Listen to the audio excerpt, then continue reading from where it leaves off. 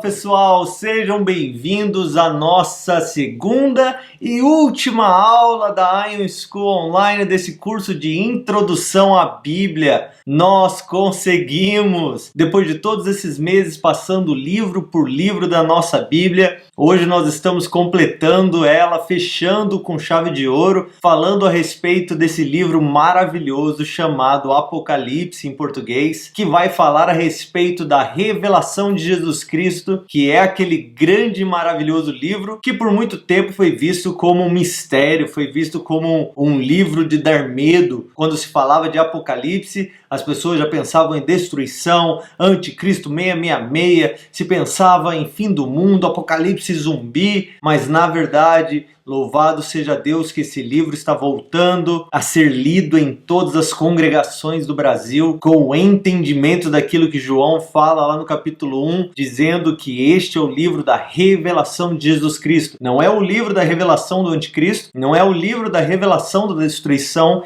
é o livro para falar a respeito de como Jesus Cristo será glorificado no fim dos tempos, completando e cumprindo o plano eterno de Deus na criação do cosmos, na criação do homem, na condução da história, para fazer com que Jesus Cristo seja o centro da adoração universal e que Deus seja tudo em todos. E a partir da exaltação de Jesus Cristo é que nós vemos todas as outras coisas acontecendo. E foi exatamente nesse lugar onde nós paramos na nossa última aula, falando sobre aquele momento onde a proclamação é feita que Jesus Cristo agora reina. O reino do mundo passou a ser do nosso Senhor Deus e de seu Cristo, e ele reinará pelos séculos dos séculos. Esse anúncio, essa proclamação aconteceu quando a sétima trombeta foi tocada, e então o santuário de Deus foi visto aberto. Então, só recapitulando tudo aquilo que acontece, todos os eventos escatológicos que nós veremos acontecer na terra, as coisas que hão de acontecer, elas vão acontecer em resposta direto, ou como uma reação, ou como até uma produção daquilo que está acontecendo na sala do trono. As ações de Deus e do seu Cristo, o Cordeiro de Deus, estão afetando todo o cosmos, seja no céu, seja na terra. Quando o Cordeiro caminha diante do trono, toma aquele livro selado com 7 selos e começa a abrir os seus selos, coisas acontecem nos céus e na terra. Depois, quando ele chega no 7º selo, 7 anjos aparecem, cada um com uma trombeta, e estes 7 anjos tocam as suas trombetas debaixo de ordem daquele que está sentado no trono. E agora o que nós vamos ver é aquilo que vai acontecer durante a última trombeta que é tocada, quando o reino de Cristo é manifesto, quando o Cordeiro de Deus é manifesto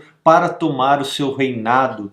Será então durante esse período que Cristo retornará, a ressurreição dos mortos acontecerá, a glorificação dos corpos acontecerá quando nós formos arrebatados e encontrarmos Cristo nos ares e então descermos de volta para a terra para estabelecer o reino milenar. Tudo isso acontece durante esse momento da história, dentro da interpretação aqui do Apocalipse. Entrando aqui agora então no nosso esboço do capítulo 12, versículo 1 até o 13, versículo 18, nós vamos ver a guerra no céu e as suas consequências. Do capítulo 12 ao 14, que são capítulos dificílimos de se interpretar, com várias visões diferentes do que cada símbolo, cada imagem significa, segundo a interpretação pré-milenista histórica. O que nós veremos aqui agora nesses capítulos tem a ver com aqueles 3 últimos anos e meio antes do retorno de Jesus. Estes 3 anos e meio tendo a ver com a última semana que ficou faltando, se você se lembra lá da aula de Daniel. Caso você não se lembre, volte às aulas, volte na profecia das 70 semanas.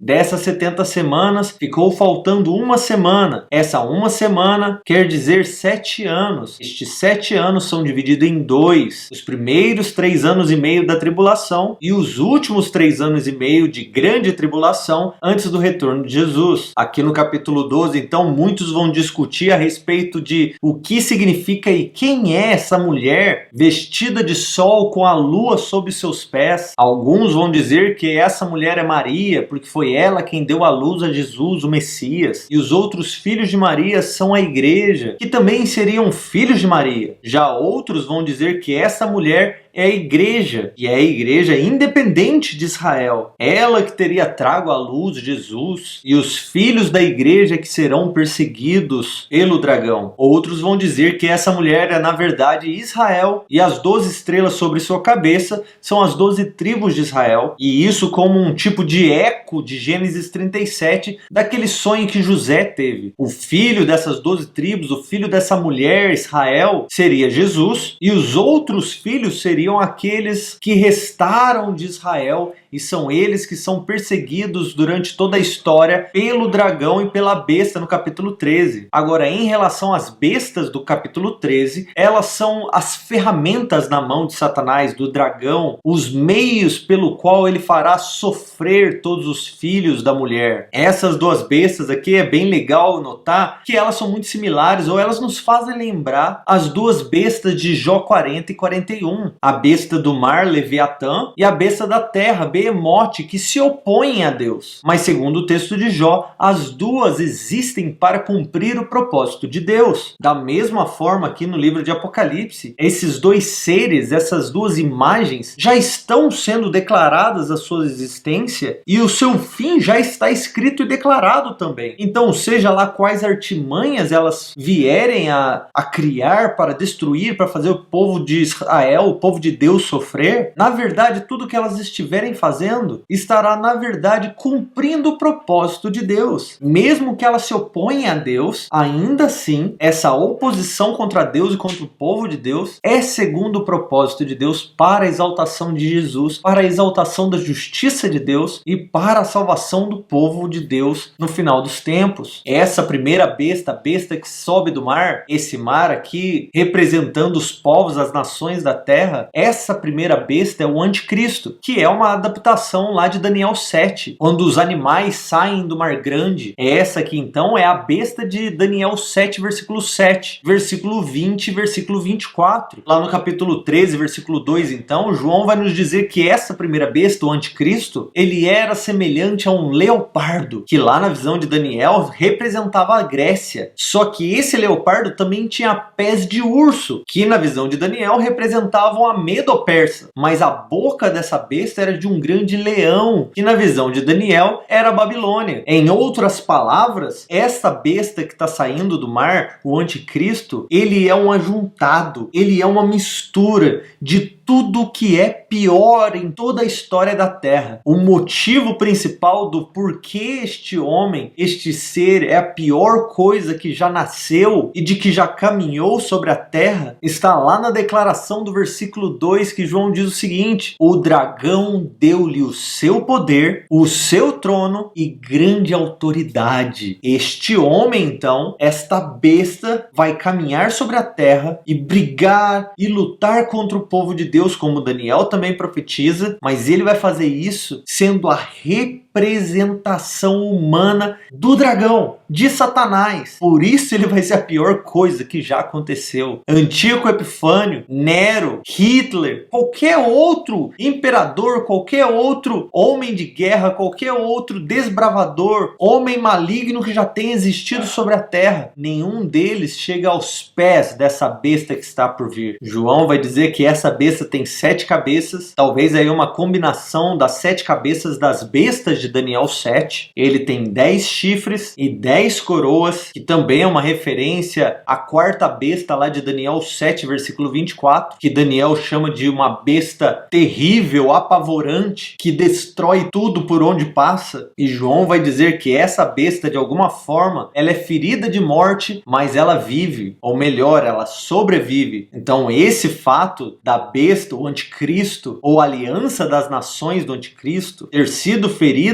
vai nos lembrar também a profecia lá de Isaías 27, versículo 1, em referência à ferida de Leviatã, a besta do mar. Aí no versículo 4 é interessante notar que as nações da terra vão adorar essa besta que havia sido ferida e viveu, como se fosse aqui um tipo de paródia ou uma provocação a Deus, em paralelo àquela grande canção feita ao divino guerreiro de Êxodo 15, versículo 11. Eles até usam usam algumas das palavras daquela canção, só que agora para falar a respeito da besta e não de Deus. De qualquer forma, esta besta aqui é a mesma besta de Daniel 7. A segunda besta do capítulo 13, de 11 a 18, essa besta que sobe da terra, é o falso profeta, que também é uma ferramenta na mão do dragão para trazer sofrimento ao povo de Deus. E ele vai fazer isso em aliança com todos esses povos que vão estar aliançados com o anticristo. E na verdade, esta besta vai receber a autoridade da primeira besta, mas com a função de fazer com que todos os povos da terra se voltem para a primeira besta, que é o anticristo. No conceito pré-milenista histórico, esta segunda besta é um falso profeta, ou melhor, o falso profeta. O ministério desse homem vai ser como os grandes homens de Deus, só que agora agindo com engano, debaixo do poder de Satanás. O dragão, o anticristo e o falso profeta formam então essa trindade maligna do fim dos tempos. A função do profeta é fazer com que todos se voltem para o anticristo. E a função do anticristo é fazer com que todos cumpram os propósitos do dragão. É o falso profeta, então, a besta que subiu da terra, que fica responsável por estabelecer o sistema financeiro e religioso que fará adoração ao anticristo. Ele vai caminhar por aí fazendo sinais e maravilhas com a autoridade que Satanás dera a ele, porque vai ser dessa forma que ele vai ajuntar toda a terra, unir todos os povos, cantarolar, glorificar o anticristo, pacificar toda a terra, alimentar os pobres, trazer solução para os maiores problemas da sociedade, fazendo com que em uma só voz, um só povo, eles adorem e sirvam o anticristo. Que é claro, talvez não fique óbvio para você, então eu vou dizer que este anticristo, essa besta que subiu do mar, não vai ser conhecida como anticristo. Aqueles que o adorarem não vão estar dizendo, eu sirvo o anticristo. Não, eles vão estar servindo um governador, um homem pacífico, um homem de grande autoridade e carisma, que vai trazer solução para um mundo quebrado que eles estariam vivendo. É nesse contexto então que essa segunda besta, a besta com 2 chifres semelhante ao cordeiro, que é bem parecido com o animal lá de Daniel 8:3, ele vai forçar um sistema de compra e venda a partir do número da besta. Isso nos versículos 16 a 18. Sem essa marca ninguém compra e ninguém vende. Agora, é óbvio que todos vão desejar essa marca. Todos vão desejar fazer parte desse sistema. Porque é esse sistema que vai salvar a humanidade, vai salvar a sociedade do caos, da pobreza, das doenças que estarão acontecendo nessa época. Mas haverá, na verdade, um grupo que não vai querer fazer parte disso tudo. São eles que se tornarão os vermes da sociedade. Aqueles contra quem todas as nações irão lutar contra, porque eles são inimigos da ordem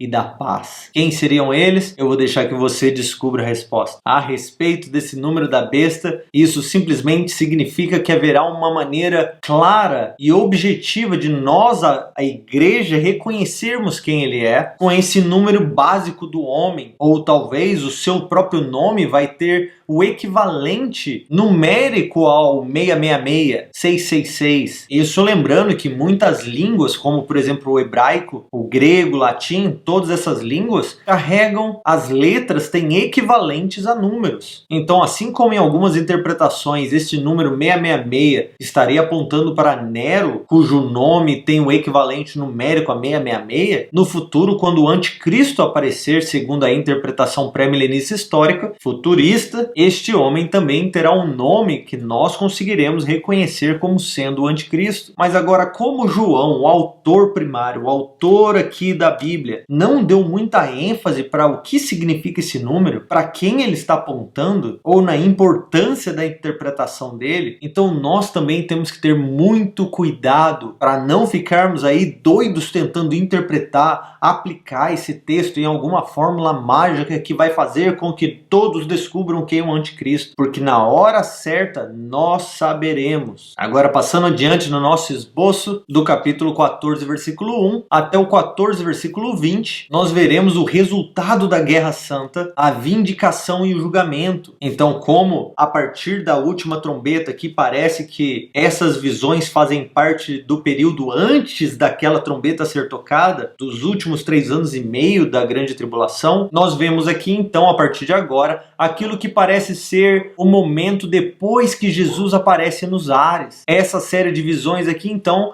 vai preparar o terreno para as últimas visões que João tem, descrevendo os últimos mártires, aqueles que vão ser redimidos para o Senhor. Do versículo 1 ao 5 nós vemos que eles estão no Monte Sinai agora com o Cordeiro. E não só isso, mas eles têm um selo, da mesma forma que aqueles que seguem o anticristo têm um selo em sua testa e em sua mão. Aqui os remidos do Senhor, os santificados pelo Cordeiro, também estão carregando uma marca. Eles são os primeiros frutos da redenção, os primeiros frutos da restauração. Eles recebem essa marca porque são eles aqueles que o próprio Senhor Jesus comprou para si e separou como uma primícia da humanidade. Eles são 144 mil homens que não se contaminaram, mas mantiveram a sua pureza moral em fé, firmes, posicionados como seguidores do Cordeiro. Agora, do 6 ao 13, a coleção de vinhetas breves vai preparando o terreno para o restante do livro. 3 anjos então são vistos trazendo uma advertência de juízo contra aqueles que estão na terra. A advertência é: se arrependam, temam a Deus e deem a Ele glória e façam frente contra o império, contra o governo do anticristo. No versículo 7 então, eles ouvem que é necessário que eles temam a Deus e deem a Ele glória, e que eles não devem nem seguir, nem adorar e nem receber a marca da besta, porque a Babilônia, que é a capital desse império maligno, será julgada por todas as suas abominações, por todas as suas maldades. É essa proclamação que é feita então: caiu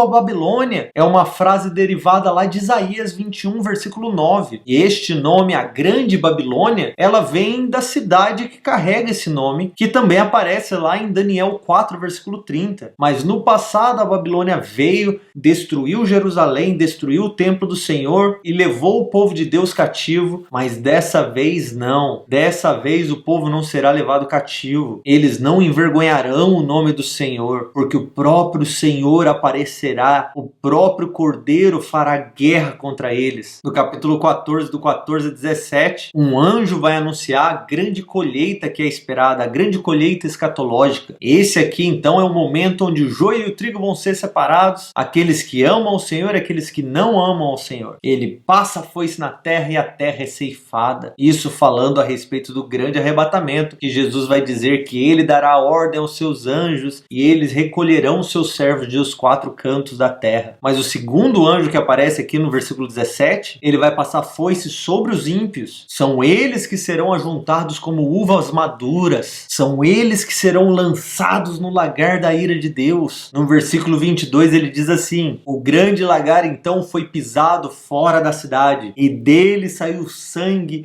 até a altura dos freios dos cavalos, numa extensão de 1.600 estádios. Isso quer dizer 296 quilômetros de extensão. É muito sangue. Então essas duas colheitas acontecem quase que simultaneamente. Primeiro ele ajunta aqueles que são seus e depois ele luta contra aqueles que são contra ele. O que me faz lembrar lá de Salmos 2, quando as nações estão iradas contra o nosso Deus e Deus do céu ri deles. Porque a proclamação daquele que está sentado no trono é: ei, eu estou estabelecendo o meu servo em Sião. Ninguém vai tirar esse lugar dele. Ele será o rei.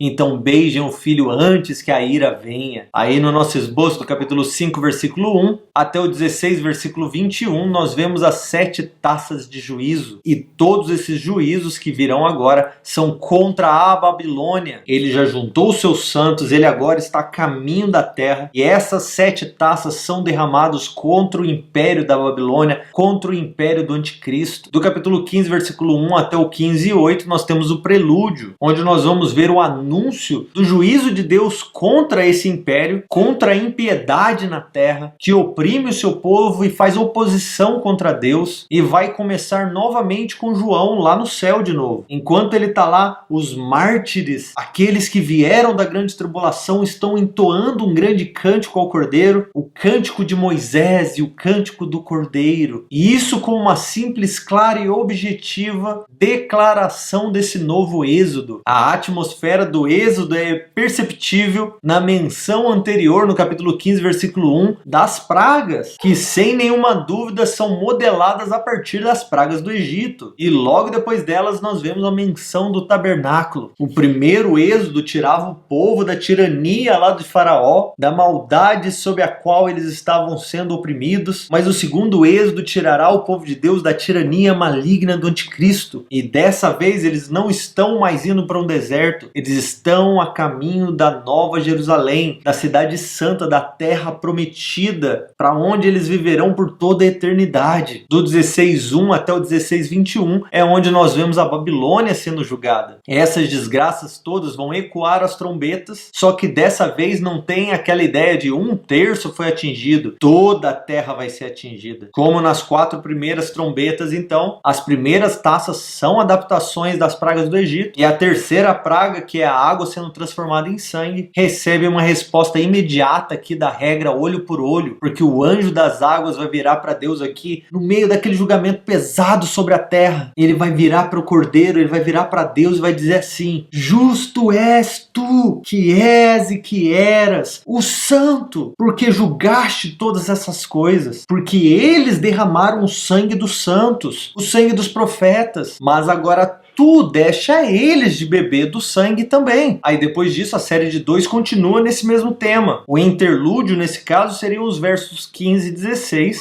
que é notavelmente breve e enigmático, um chamado para vigilância, para santidade, para preparação desse momento e uma referência ao Armagedon, enquanto a última taça vai repetir o terremoto do 6º selo. Ao mesmo tempo ele continua com o tema da praga. Então o primeiro anjo derrama sua taça sobre a terra, o segundo derrama sobre o mar, o terceiro derrama sobre os rios e fontes de águas, o quarto derrama sobre o sol, o quinto derrama sobre o trono da besta, o 6º derrama sobre o rio Eufrates e o 7º derrama sua taça sobre o ar. E quando isso acontece, uma grande voz sai do santuário de Deus, e lá do trono essa voz declara: está consumado, está feito. O julgamento finalmente aconteceu. Agora no nosso esboço, vendo a última parte do livro, do capítulo 17, versículo 1, até o final do 22 a 21, que nós vamos ver dividido, é onde nós vemos o conto original agora das 2 cidades. Esse é o desfecho da história. Nós vamos ver 2 cidades que são representadas como 2 mulheres, e cada uma delas com uma vida, uma aparência diferente e um destino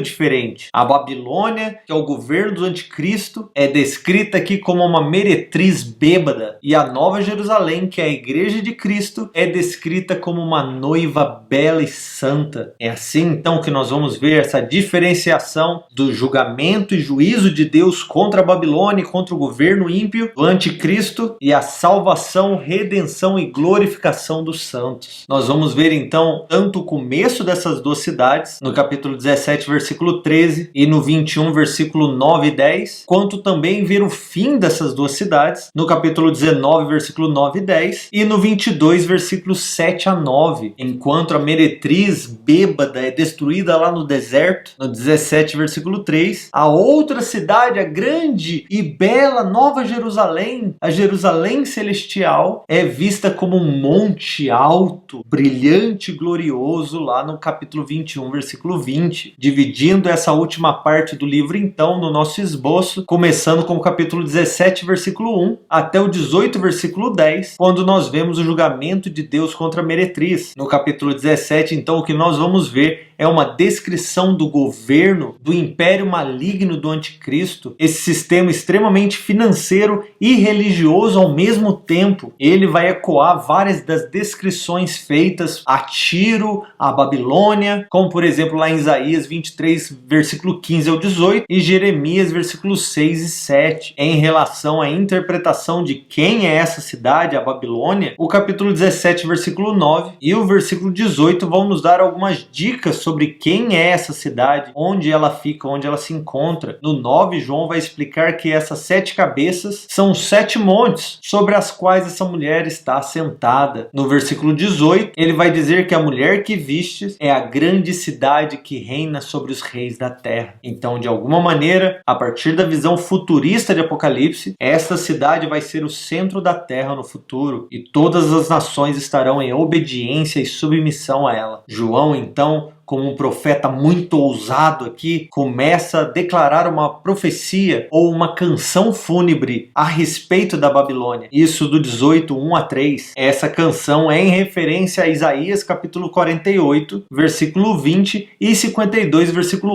11. Também uma referência a Jeremias 51, versículo 45. Depois disso, no capítulo 18, do 9 ao 24, nós vemos o que vai acontecer com todos aqueles que participaram dos pecados da Babilônia, e isso falando a respeito dos reis da terra, dos governadores, dos comerciantes, das frotas mercantes e de todo aquele que prosperou a partir do seu relacionamento com a Babilônia. Finalmente, no capítulo 8, versículo 3, nós vemos o último ai, e que aqui vai tomar a forma de um triplo ai. No 18, versículo 10, ele vai dizer: ai da grande cidade Babilônia, a cidade forte, pois numa só hora veio o seu julgamento. No versículo 16, ele vai dizer assim: ai da grande cidade que estava vestido de linho, de púrpura, de tecido vermelho, adornada com ouro, pedras preciosas e pérolas, pois numa só hora foi destruída com todas as suas riquezas. E no versículo 19, ai da grande cidade, por causa de sua riqueza, todos os que possuíam navio e que se enriqueceram por causa de ti, em apenas uma hora foi destruída.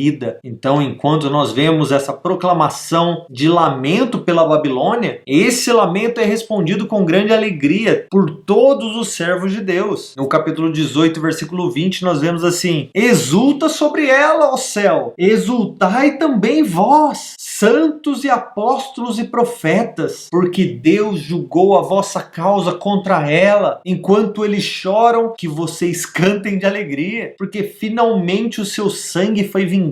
Dessa maneira, então, aquilo que foi um triplo ai, agora é respondido com um triplo aleluia. No 19, versículo 1, nós vemos assim: aleluia, a salvação, a glória e o poder pertencem ao nosso Deus. No 19:3, nós vemos aleluia, a fumaça que sai dela sobe pelos séculos dos séculos. Quer dizer, foi destruída para sempre. No 19:6 a 8, nós lemos assim: também ouvi uma voz como uma grande multidão, como o som de muitas águas, de muitos trovões, e essa voz dizia assim: aleluia, porque o Senhor nosso Deus, o Todo-Poderoso, já reina. Alegremo-nos, exultemo-nos e demos glória a Ele, porque finalmente chegou o momento das bodas do Cordeiro e a sua noiva já se preparou. Finalmente a ela foi dado de vestir linho fino, linho resplandecente e puro, e esse linho fino são as obras de justiça dos santos. A noiva do Cordeiro está pronta para o casamento. Depois do nosso esboço do capítulo 19, versículo 11 ao 20, versículo 15, é onde nós vemos a última batalha acontecendo. Esse interlúdio a respeito do destino das duas cidades vai finalizar o tema da grande guerra santa, tanto no livro de Apocalipse quanto em toda a Bíblia. Finalmente nós veremos quem é que vai vencer. Essa guerra santa que deve ser o pano de fundo onde nós entendemos todo o juízo contra o império do mal na revelação de Jesus Cristo aqui. Cristo então vai ser relatado como o grande guerreiro santo e divino que vai lutar contra a besta, contra o profeta e contra o próprio Satanás. No capítulo 19, do 11 ao 16, João vai dizer assim: então nesse momento eu vi o céu aberto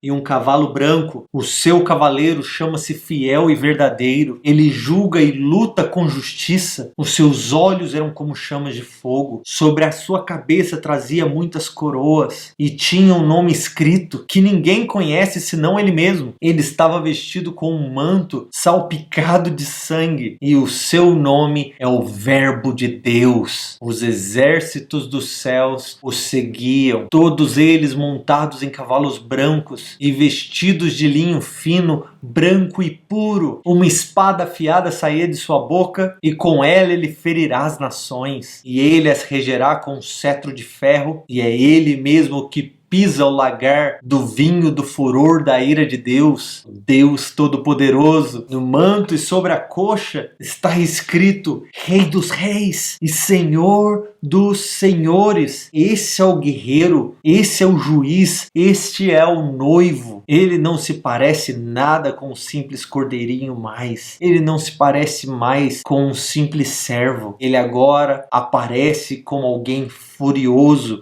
apaixonado, fixo em sua missão. Lá em Isaías 63, de 1 a 3, nós vemos essa mesma linguagem, só que lá nós estamos falando sobre Deus. Aqui nós vemos que é Jesus, como parte da Trindade, que julga as nações. As suas roupas estão salpicadas de sangue, porque foi ele quem pisou sozinho o lagar. Lá em Isaías, o guerreiro julga por vingança e também para alcançar a redenção do seu povo. Esse também é o mesmo objetivo implícito aqui em Apocalipse 19. Atrás dele, todo o exército do céu, os anjos e os santos cavalgando com ele, vestidos de sacerdotes, todos eles com vestes brancas de linho, mas cavalgando como guerreiros, seguindo o Cordeiro, enquanto ele faz a sua marcha final de vitória contra todo o império do mal. Em toda a eternidade não haverá quem possa detê-lo, nem quem possa mudar de ideia. Ele vem com furor e ele vence a trindade maligna, que é o diabo, o anticristo e o falso profeta. Mas João aqui vai separar a vitória do anticristo e do falso profeta com aquilo que ele vai fazer com Satanás. Isso do 20, do 7 a 10. A base para isso nós vemos lá em Isaías 24, no 21 e 22, onde ele diz assim, que naquele dia o Senhor castigará os exércitos celestiais nas alturas e os seus reis na terra. Eles serão reunidos e presos numa cova e trancados numa prisão, e depois de muito tempo eles serão punidos. O motivo aqui desse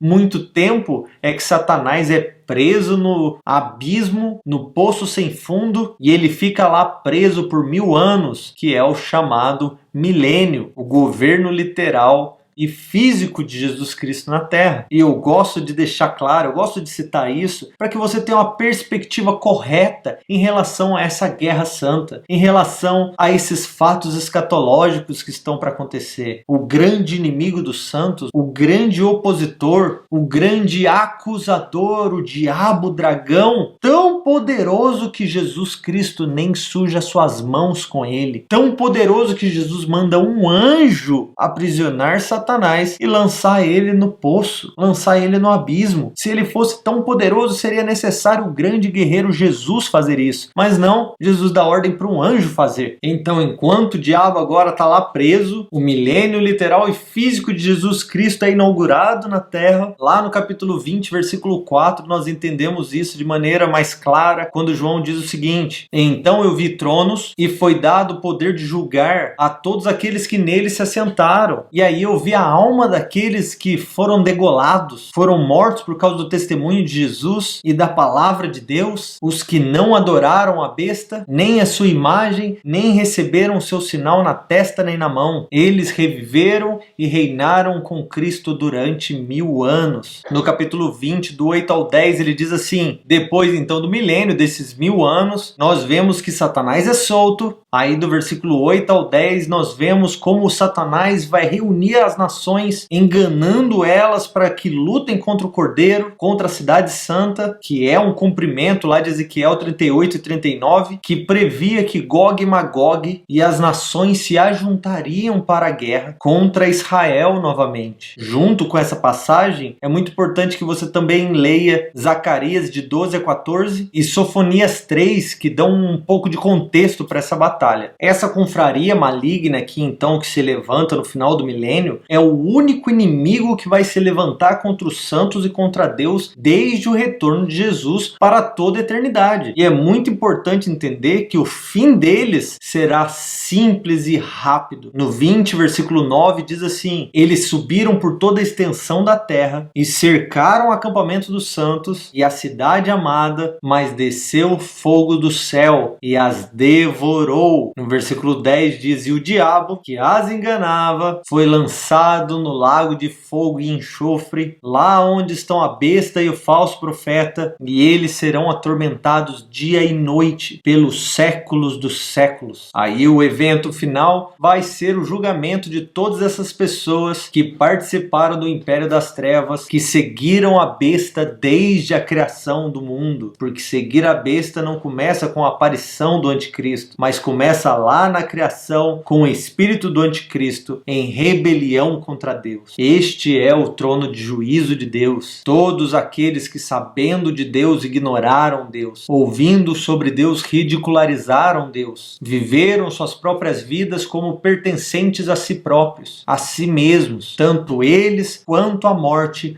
quanto o inferno, todos são jogados no lago de fogo. Agora, no nosso esboço do capítulo 21, versículo 1 ao 22, versículo 5, é onde nós vemos novos céus, nova terra e a nova Jerusalém. Essa então seria a transição das eras. João vai ver a restauração de todas as coisas pela mão do Messias. E este é o retrato magnífico da nova criação. Conforme o capítulo inicia, todos os pecadores de todas as eras, tanto demônios como homens, incluindo Satanás, a besta e o falso profeta, todos estão no lago de fogo. Todo o universo foi transformado. E João tem uma visão disso. Um novo céu e uma nova terra, que são também cumprimentos de profecias do Antigo Testamento, como por exemplo Salmo 102, versículos 25 e 26, Isaías 65, versículo 17, e Isaías 66, versículo 22. Essa transição então vai ser para o cosmos aquilo que a ressurreição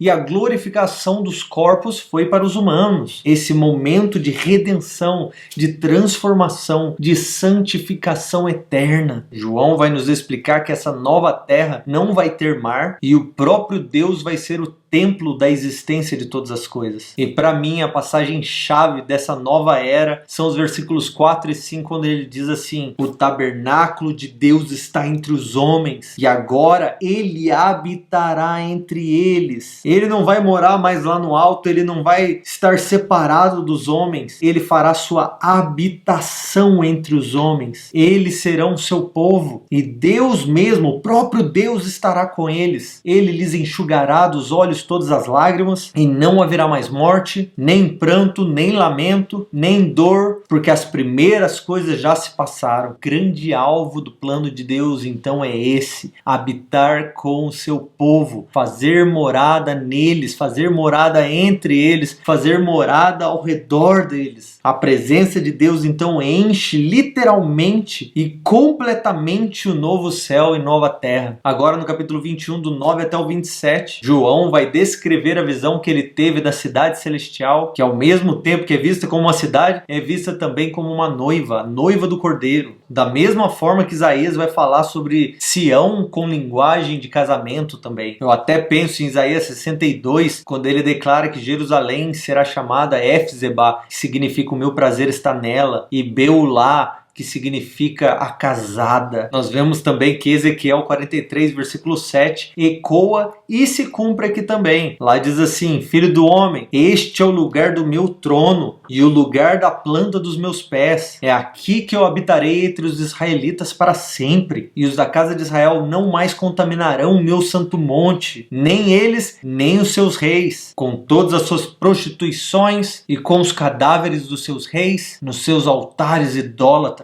Ele então escolhe este lugar físico para habitar para sempre. Mas quando essa cidade desce, ela também é vista como um alto e sublime monte, igual lá em Isaías 2, 2 e 3, capítulo 4, 1 a 5, capítulo 25, do 6 até o 26, versículo 2, e também Malaquias, versículo 1 e 2. A cidade santa possui a glória de Deus, e a glória de Deus resplandece como uma pedra preciosa, como se fosse uma jaspe cristalina. Aí dos versículos 12 ao 22, nós vamos ver a estrutura dessa cidade santa celestial descendo sobre o Oriente Médio. Nós vamos ver que ela é quadrangular, isso significa que a sua altura é igual à sua largura e o seu comprimento. Seus muros são grandes e altos, com 12 fundamentos com os nomes dos 12 apóstolos do Cordeiro, e cada um dos fundamentos é feito de uma pedra preciosa diferente. Essa cidade também tem 12 portas. Em cada porta havia um anjo e os nomes das 12 tribos de Israel. Um nome em cada porta. E essas portas, cada porta dessa, era uma pérola inteira. Uma porta feita de uma só pérola. A praça da cidade era feita de ouro puro, transparente como vidro. Não havia santuário nessa cidade, porque o Senhor Deus Todo-Poderoso e seu Cordeiro são o santuário. Você não precisa ir para um lugar para encontrar Deus, porque Deus está habitando entre todos. Deus agora é tudo em todos. Do trono flui um rio de águas vivas, como lá em Zacarias 14:8, e do templo de Ezequiel 47, do 1 ao 9, e também como em Gênesis 2, versículo 10, aquele rio que sai do Éden, da presença de Deus. A ideia aqui é que tudo foi restaurado, tudo foi glorificado, renovado, o fim se tornou como no princípio, e finalmente nós podemos ver lá na Cidade Santa, no capítulo 22, versículo 2, a árvore da vida, que foi proibida dos homens de comer.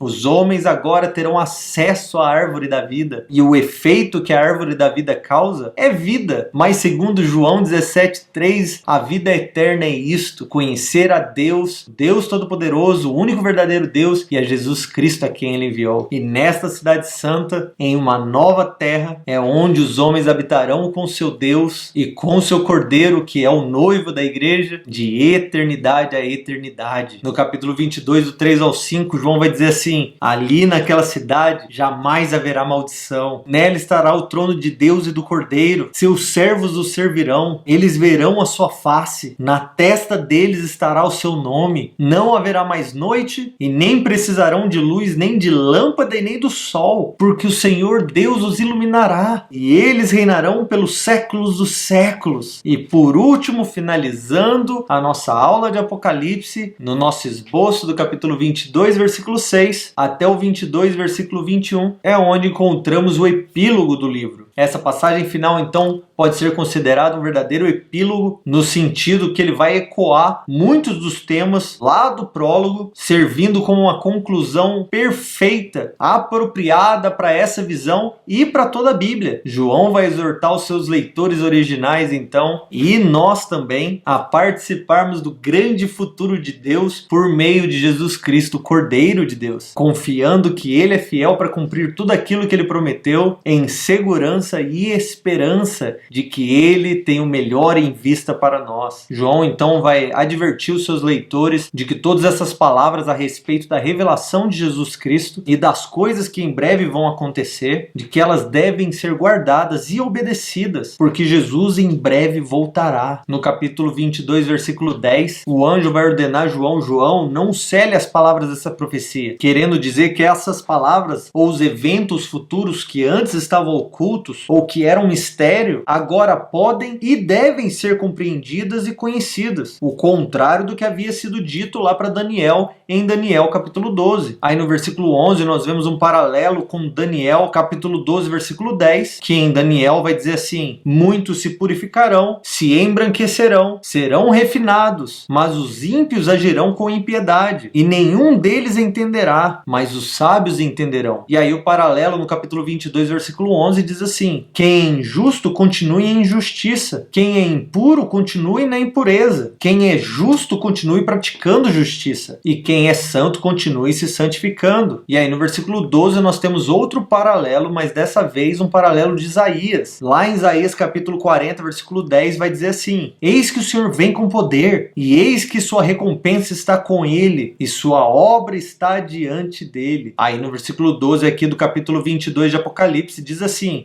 venho em breve, trago a recompensa, com a qual retribuirei cada um segundo as suas obras. João vai então finalizar a sua carta com as palavras de Jesus e com a confirmação de que ele mesmo é quem testemunhou todas essas revelações, essas visões e experiências, e de que é ele quem está escrevendo a carta. No versículo 13, Jesus vai dizer assim: eu sou o Alfa e o Ômega, o primeiro e o último, o princípio e o fim. Aí no 16 ele diz assim: eu, Jesus, enviei o meu anjo para vos testemunhar todas essas coisas em favor das igrejas. Eu sou a raiz e geração de Davi, a resplandecente estrela da manhã. Aí no versículo 20 ele também diz assim: certamente venho em breve. E João vai acrescentar: amém, ora vem, Senhor Jesus. O clamor, eu acho que estava borbulhando no coração de João ali. Esse também é o nosso clamor, é a nossa esperança, e por isso, juntos com o Espírito Santo, lá no versículo 17, nós iremos clamar: ora vem, Senhor Jesus. Venha e reine sobre todo o cosmos, reine sobre sua igreja, restaure a criação, seja glorificado, seja exaltado, porque grandes e admiráveis são os seus atos, são as tuas obras, justos e verdadeiros são todos os seus caminhos. Tu és o Rei das nações. Quem não temerá e não glorificará a ti? Porque tu és santo. Por isso todas as nações se prostrarão diante de ti. Você é o desejado das nações. O Senhor criou os céus e a terra para o seu próprio louvor. E um dia os céus e a terra funcionarão, existirão para o louvor da sua glória, e Deus será tudo em todos. Realmente não teria outra maneira melhor de finalizar o cânon bíblico e a narrativa bíblica do que vendo Jesus, o Messias prometido desde o princípio, sendo exaltado e glorificado, Deus habitando com o homem se aproximando do seu Criador. Seria impossível uma maneira melhor de finalizar tudo isso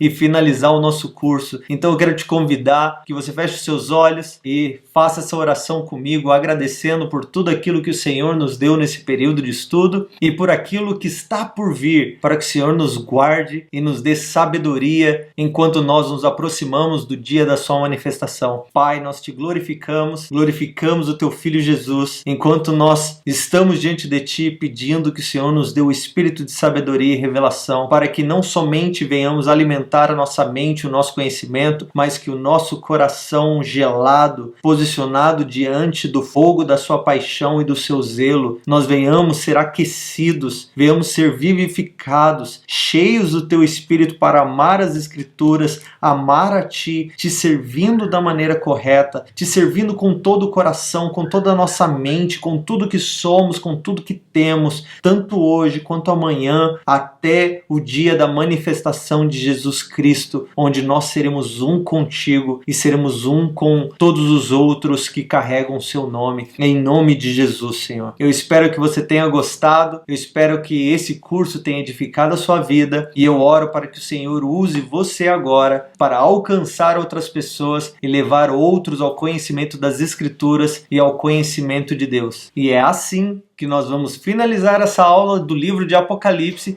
e também o nosso curso de Introdução à Bíblia. Nós nos vemos na próxima aula, no próximo curso. Deus te abençoe, em nome de Jesus. Tchau!